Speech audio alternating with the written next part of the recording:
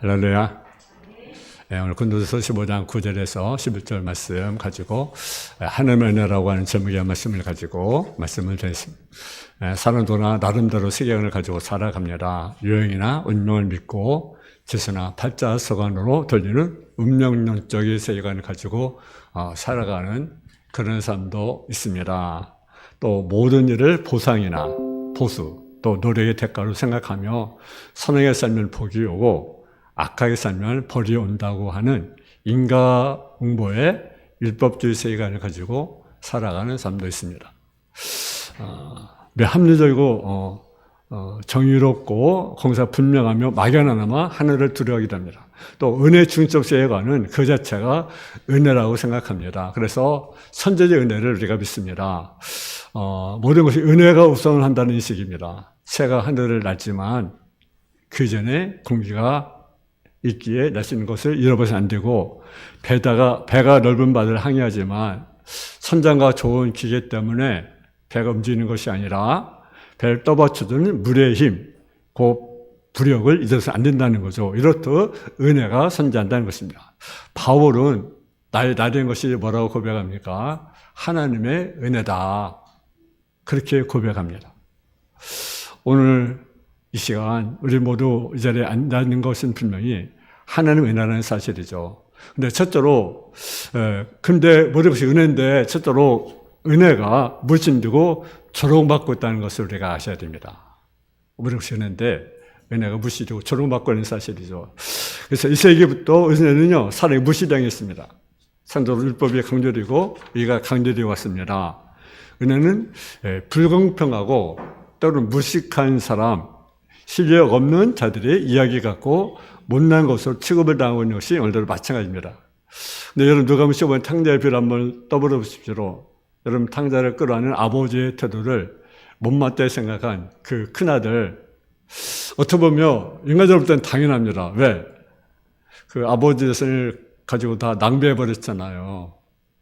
그거 가지고 뭐 재산을 좀 넓히고 빌려서 돌아오면 얼마나 좋겠습니까? 근데 다 허락만 땅 낭비하고 그 빈몸으로 거짓 모습으로 왔으니 그 형의 마음이 뭐 편하겠습니까? 만약 여러분이 그렇다고 생각해요. 여러분이 만약 그 두 형제가 있는데 어느 날 그 형제가 하나가 아버지 재산을 예를 들어 절반을 가지고 나갔는데 비싼바다 미리 나갔는데 올 때 그 돈을 다 써버리고 낭비하고 빈몸으로 왔다고 거짓으로 왔다고 생각해 보세요.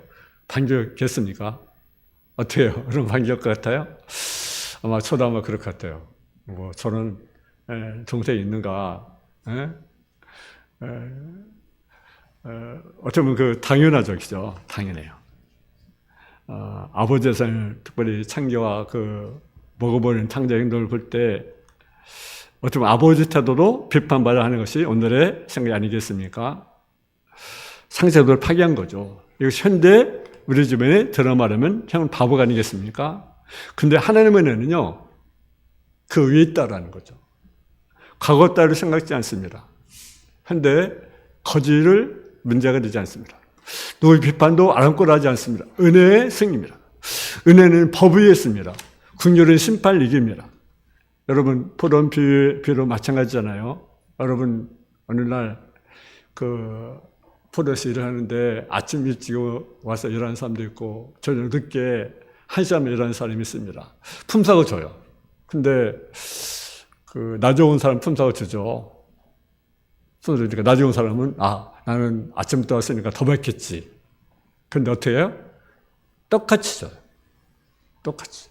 근데 사실이 엄밀히 따지면요, 여러분 그 사람도 은혜입니다. 왜? 썼다는 자체가 은혜거든요. 사실은 썼다는 거. 왜? 주인이 썼다는 거. 안 쓰면 어떻게 되겠습니까? 안 쓰면 일할 수도 없죠. 품삯 받을 수도 없죠. 그러니까 쓴다는 자체가 은혜예요. 근데 우리는 그걸 몰라요. 왜? 저 사람은 늦게 와서 1시간에 이랬는데 아침부터 일찍 온 사람부터 똑같이 품삯을 주는가? 아마 우리 같아도 그럴 것 같아요. 그죠? 여러분 만일 직장에서 일을 했는데 아침 일찍 일하는 사람하고 늦게 일하는 사람하고 똑같이 월급을 준다 한번 생각해 보세요. 그럼 막 요즘 난리가 날 것 같아요. 난리가 계속. 근데 사실 쓰는 자체가 은혜예요. 근데 우리는 그걸 몰라요. 내가 쓰고 있다. 나 일하고 있다. 그 자체가 은혜인데 그걸 몰라요. 그렇잖아요. 이 세계는 은혜의 원리와 정의의 원리가 병존합니다. 정의는 선하고 의롭고 합리적입니다. 필요합니다. 저는 힘이 있습니다. 그러나 은혜는 그보다 다른 힘이 있습니다. 정의는 머리를 변화시키고 있으나 가슴 끝까지는 못한다는 사실이죠. 그럼 장발장을 변화시킨 것은요, 법이 아닙니다. 은혜입니다. 하나님은 법으로 사람을 고치려 하지 않으셨습니다. 하나님은 은혜로 구원하셨습니다. 율법의 행위는 그 앞에 의롭다함을 얻을 육체가 없습니다. 그러나 예수 그리스도를 믿음으로 말미암아 모든 사람이 비치는 하나님에는 차별이 없습니다. 하나님의 은혜로 값없이 의를 닦는 자 되었다는 사실이죠. 그렇기 때문에 사도가 나이라 된 것이 하나의 은혜로 된 것이라고 고백하고 있습니다. 두 번째로 그럼 은혜를 받은 시금석이 무엇일까요? 은혜 받은 증거가 무엇이겠습니까? 물론 여러 가지가 있겠지만 하나는요, 은혜를 아는 자를 보면요, 그것은 남을 용서하는 것을 확인해 보면 압니다. 은혜 받은 자는요, 용서를 합니다. 바울은 잘 핍박하는 자들을 용서할 수 있는 힘은 그가 죽게 받은 용서에서 비롯되었습니다. 그래서 은혜하는 자는 용서를 하게 됩니다. 그런 자는요, 요셉의 생애를 볼 수가 있습니다. 아브라함의 생애를 볼 수가 있습니다. 이삭의 생애를 볼 수 있습니다. 그러니까 진짜 은혜를 아는 사람의 증거가 뭐냐? 하나는 용서한다라는 거죠. 용서. 여러분, 손열 목사님의 생애를 우리가 보면 어떻게 그가 자기 아들을 죽인 자를 용서할 수가 있겠습니까? 여러분 간증은 들으셨지만 자기 아들을 죽인 두 아들을 죽인 그 아들을 어떻게 용서할 수 있겠어요? 어떻게 그를 양아도 삼을 수가 있겠습니까? 은혜를 아는 자는, 은혜 받은 자 이런 증거가 나타나는 거죠. 그러니까요, 그 아들을 용서했어요. 구원수를 용서했어요. 아들을 삼았어요. 용서를 끝나서 사랑하는 거죠. 그러니까 그가 목사님이 됐어요. 그 아들도, 그 손자도. 간증하는 분이 선교사, 목사님이잖아요. 손자. 나는 그래서 손자 목사님 손자라서 진짜 손자인가 이렇게 했더니 그 양아들의 아들이더라고요. 양아들. 어떻게 그 시간 합니까? 은혜를 하는 거죠. 진정 은혜 받은 사람은요, 용서하는 거죠. 아멘. 또 은혜 받는 그 시금서 증거가 뭡니까? 그것은 은혜하는 자는요, 한번 따서 충성을 한다. 아멘. 은혜하는 자는 충성해야 됩니다. 여러분, 마리아는 창기입니다. 이국계 신들린 자였습니다. 근데 그녀는 예수님을 계속 쓰는 겁니다. 그리고 그 예수님을 위해서 뭘 깨뜨립니까? 옥합을 깨뜨려. 은혜를 아니까. 충성하고 옥합을 깨뜨리는 거죠. 어떻게 옥합을 깨뜨릴 수 있겠어요? 300톤에 해당하는 그 옥합입니다. 1년 품새가 나는 옥합입니다. 그러니까 은혜를 아니까 깨뜨린 거예요. 그 지간 헌신과 충성을 받은 은혜가 크기 때문에 그렇습니다. 은혜하는 자는 아무리 충성으로 아실 뿐입니다. 그래서 시간을 들이고 물질을 들이고 몸을 약할 것이 없는 거죠. 진짜 은혜 받은 분들은 정말 귀한 것들을 주님께 드리는 모습을 우리가 볼 수가 있습니다. 여러분, 에드워드 모트는 케빈의 공자의 고인의 일꾼이었습니다. 그는요, 늘 그 원망, 불평, 좌절 속에 살았어요. 근데요, 그가 정말 은혜를 알았어요. 근데 하나님께 은혜를 안 자에게 뭘 줬어요? 은혜를 부어줬어요. 그리고 복을 부어줬어요. 그리고 그러고 난 다음에 그는 망치로 춤을 췄습니다. 근데 하나님께서 은혜를 부어서 그가요, 그 공장을 인수하겠어요, 인사. 거기 직원이었는데, 못나고 불평생 살았는데, 은혜하고 나니까 하나님 은혜대 또 은혜 부어줘서 그 공장 인수해서 은혜를 베풀었습니다. 근데 그가요, 그 공장을 어떻게 했어요? 하나님께 드렸어요. 그리고 그가 하나님께 드리고 또 뭐가 됐냐면요, 그가 목사님이 됐어요. 그가 영감받은 시가 있습니다. 그것이 찬송가 539장. 이 몸의 소망 무행가 우리 주 예수뿐이세. 우리 주 예수 밖에는 믿으리 아주 없도다. 굳건한 반석이시니 그 위에 내가 서리라. 그 위에 내가 서리라. 이 몸의 소망은 뭘까? 우리 예수뿐이세. 여러분, 은혜하기 전에는 절망적인 사람, 원망의 사람, 불평의 사람이었는데 은혜를 얻고 나니까 하나님께 은혜를 부어줬어. 그가 정말 주의 종의 일까지 하나님께 은혜를 부어주는 사실을 보게 됩니다. 그래서 이 몸이 쓴 무언가? 오직 예수뿐이다. 여러분, 나의 낮은 것이 하나님의 된 것이라는 사도들의 고백이 저와 여러분의 고백이 되길 원합니다. 이는 한 왕이 맛있는 음식을 먹고 요리사로 상을 주겠다고 그렇게 이야기를 했습니다. 그러니까 요리사가 왕이요, 요리는 기술일 뿐 야채를 좋아하는 사람은 고기로 큽니다. 이렇게 겸손히 말하자 왕은 그 야채 장수를 불렀습니다. 야채 장수를 정작 상 받을 사람은 제가 아니라 이 야채를 농사한 농사꾼입니다라고 이야기했습니다. 그래가 농사꾼을 찾아갔습니다. 농사를 불러 그래 상을 주겠다고 하니까 그 농사꾼 이란 얘기했습니다. 저는 그저 씨를 뿌려 순임을 했을 뿐이지요. 때에 따라 비를 주고 햇빛을 내려주셔서 자리게 하신 것은 하나님의 은총을 tin 것입니다. 그래서 그분께 감사드릴 뿐입니다. 여러분, 모든 것이 하나님으로 말미암은 것이만은 농부의 지혜로운 아름이 아니겠습니까? 거기에 보면, 열왕기상에 보면 솔로몬이 아름다운 성전을 졌습니다. 지어놓고 그 영광을 누구에 돌렸습니까? 하나님께 돌렸습니다. 그는 자기의 성전 지을 마음, 또 지혜, 기회를 주셨고, 또 성전을 쓰는 물질을 주셨고, 좋은 기술자, 현자를 주셨고, 또 성전을 증거하도록 건강과 생명을 지켜주었기 때문입니다. 하나님 우리에게 주신 은혜는 너무나 귀한 것이고 너무나 소중한 것입니다. 그래서 우리를 즐겁게 해줍니다. 우리 삶에 풍요와 만족을 줍니다. 우리 삶을 빛나게 해줍니다. 그러나 하나님 주신 것을 억지로 소유라고 할 때 결과적으로 그것은 신전 축복이 되지 못한다는 사실이죠. 비록 어렵고 힘들고 부족해도 때를 따라 내리시는 하나님을 소중히 생각하고 의미 주신 것에 대해 감사하며 사는 것이 참된 그리스도의 모습이라는 사실을 깨닫기를 주로 축원합니다. 세 번째로 바울은 하나님부터 선택 받음을 감사하고 있다는 사실이죠. 바울의 본명이 원래 뭡니까? 바울의 본명이 원래 사울입니다. 사울. 그는 하나님의 길을 핍박하는 자였습니다. 그래서 사울은 스데반을 도리쳐 죽인 일을 적극 가담한 사람이 바로 뭡니까? 사울입니다. 스데반을 순교로 인해서 예루살렘 교회가 유대와 사마리아 땅까지 흩어지자 사울은 철학의 당시에 남은 교회까지 모두 없애기 시집마다 수색하여 기독교를 끌어다 투옥시킵니다.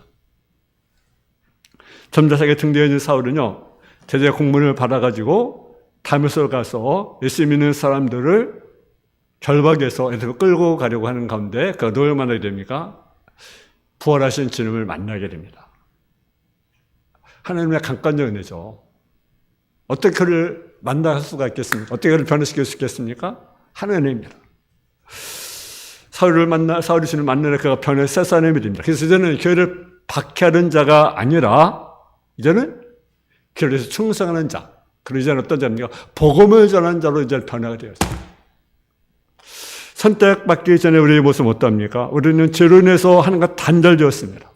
어둠 속에 살아갔어요. 그래서 끊임없이 방황하면서 우리가 살아간 존재였어요.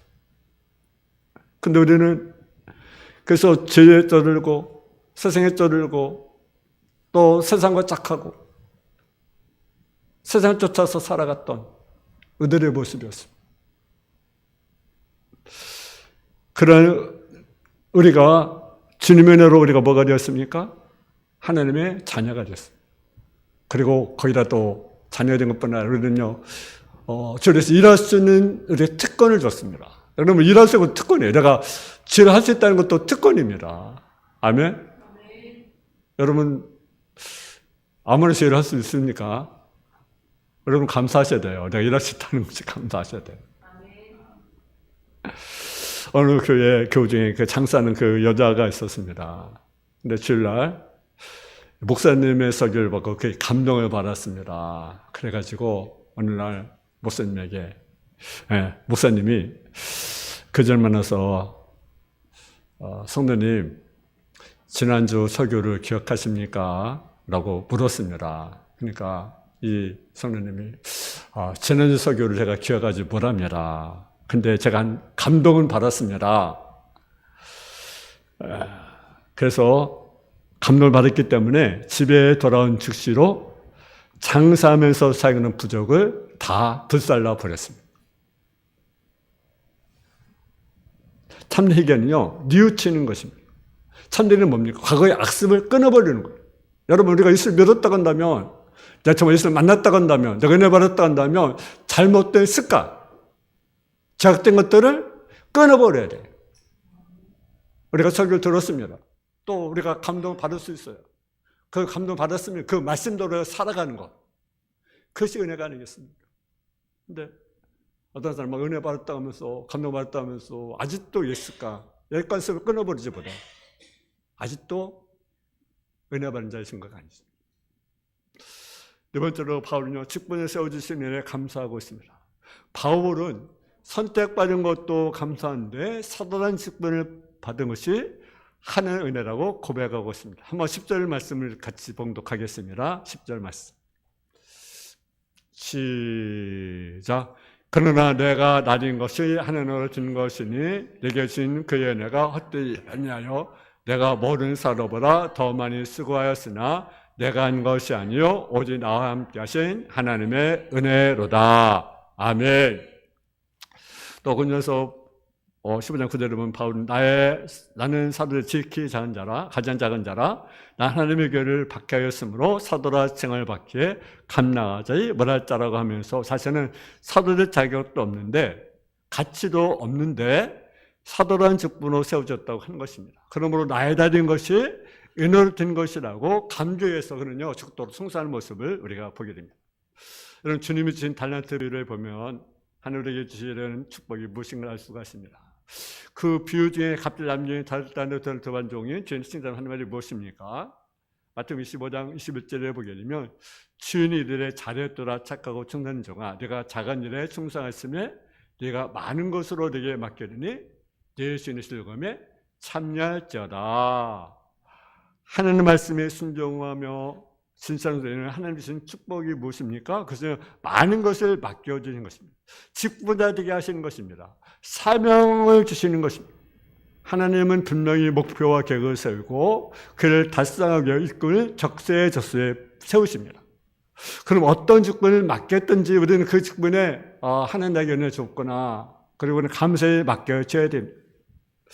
또 하나는요, 바울은요, 자기 함께 하신 하나님에 감사하고 있습니다. 보시니까 내게 주신 은혜가 헛되지 아니하니 내가 모르는 사람보다 더 수고하시나 내가 한 것이 아니요 나와 함께 하신 하나님의 은혜로다. 어떤 일이나 일에는 수고가 뒤따르는 것입니다. 그리고 수고 후에는 그 결과 무엇이 나타나야 됩니까? 열매가 나타나게 되는 것입니다. 수고하지 않고 열매를 얻으려는 것은요, 하나님을 만홀히 여기는 것입니다. 심고 노력한 대로 거두게 되는 것입니다. 그래서 열매를 거두려면 우리가 어떻게 됩니까? 수고해야 돼요. 씨를 뿌리고 가꿔야 돼요. 농부가 가리 열매를 거두려고 하는데 벌씨도 안 뿌리고 가꾸지도 않고 그러면 열매를 맺을 수가 있겠어요? 아니에요. 오늘 씨를 뿌리고 가꿔야 돼요. 그래야 열매를 맺을 수가 있어요. 근데 훌륭한 수고는요, 무엇이 따릅니까? 아픔이 따르고 고통이 따르고 수고가 따른다는 거죠.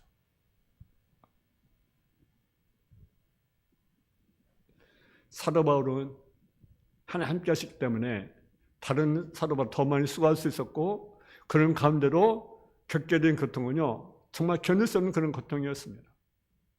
여러분 고린도서에 보면 정말 얼마나 힘든 고통이냐. 살수만까지 끊을 정도로 엄청난 시련을 당했어요. 근데 그런 데로 낙심하지 않았어요. 왜? 누가 함께 하시기 때문에? 주님이. 사실요, 주의를 하는 것도요, 쉬운 일은 아니죠. 어렵습니다. 힘듭니다. 그러면 우리는요, 세상 일도 해야 되죠. 가정일도 돌봐야 되고, 직장도 가야 되고, 사업도 해야 되고, 또 자녀를 또 돌봐야 되고. 저 믿음의 사람들은요, 정말 바쁘더라고요. 보니까. 그죠? 가정도 돌봐야 되죠. 자녀도 돌봐야 되죠. 또 사업장으로, 또 직장도 가야 되죠. 그러니까 정말 힘들어요. 근데 참, 그런 가운데 수고하는 거 보면, 한사람 거 보면 참 감사하죠. 그럼 사라발도요, 참, 권도서에 보면, 10장에 보면 얼마나 그 어려움 당했는지, 그런 말씀이 기록되어 있습니다. 내가 그들의 글쎄 일꾼이냐, 정신 말을 하거니와 나는 더욱 그러하도다. 내가 수고를 넘치도록 하고, 오게 가치로 더 많이 하고, 비록 수없이 많고, 여러 번 죽을 뻔하였으니, 유대인의 40에 하나가만 매를 5번이나 맞았으며 3번 태자로 맞고 1번 돌로 맞고 3번 파선하고 일주일을 깊은 바다에 지냈으며 여러분 여행하면서 강의 위험과 강도 위험과 통제 위험과 바다의 이방인의 위험과 신의 위험과 광야 위험과 바다 위험과 거짓 형제 중에 위험을 당하고 또 수고하고 애쓰고 여러분 자지우마하고 지리며 목마르고 여러 번 굶고 춥고 헐벗었노라. 정말 이런 그 어려움, 그 고통, 죽을 고비, 매를 맞고 여러분 참 힘든 그런 고통을 당했어요. 아마 우리 같으면 너무 힘들다, 너무나 고통스럽다, 아마 저것들도 그랬을 것 같아요. 또는 좀 벗어나고 싶다, 좀 피하고 싶다. 근데 그런 가운데도 쓰겠어요. 그것은요, 언제나 함께 하시는, 하나님은 그런 삶을 사셨다는 것을 깨닫고 감사한 것을 우리가 보게 됩니다. 여러분, 우리는 나에 대한 것이 누구입니까? 하나님의 은혜라는 거죠. 은혜라는 거죠. 여러분, 사도 바울이 주를 부름받았던 거, 예수 믿는 자체로 은혜고, 축복하는 것도 은혜고, 함께 한 것이 다 은혜입니다. 여러분, 우리 은혜 안에 우리가 머물고, 은혜를 감사하면서 우리가 살아가는 저와 여러분 되어지기를 주님의 이름으로 축원합니다. 하나님 아버지 하나님, 은혜와 사랑을 감사합니다. 서로 바는 나의 다른 것이 하나님의 은혜임을 고백하고 있는 것을 보게 됩니다. 우리 모든 사는 자체로 은혜입니다. 내가 숨 쉬는 것도 은혜입니다. 내가 걷는 것도 은혜입니다. 내가 일하신 것도 은혜입니다. 내가 하나님 자녀 자체로 은혜입니다. 모든 것이 하나님 은혜인데 우리는 은혜 받은 자의 삶을 살지 못하고 때로는 우리가 원망할 때도 있고 불평할 때도 있음을 고백합니다. 아버지는 우리가 하나님 은혜를 깨닫고 우리가 감사하면서 그 은혜에 보답한 삶, 은혜 헛되지 않은 삶을 우리가 살아가는 성도의 삶의 모습이 되게 없어서 사도 바울은 은혜를 알고 더 많이 수고하고 더 많이 헌신한 사도 바울의 모습이 우리의 모습이 되어줄 수 있도록 주여 도와주옵소서. 예수님의 이름으로 기도했습니다. 아멘.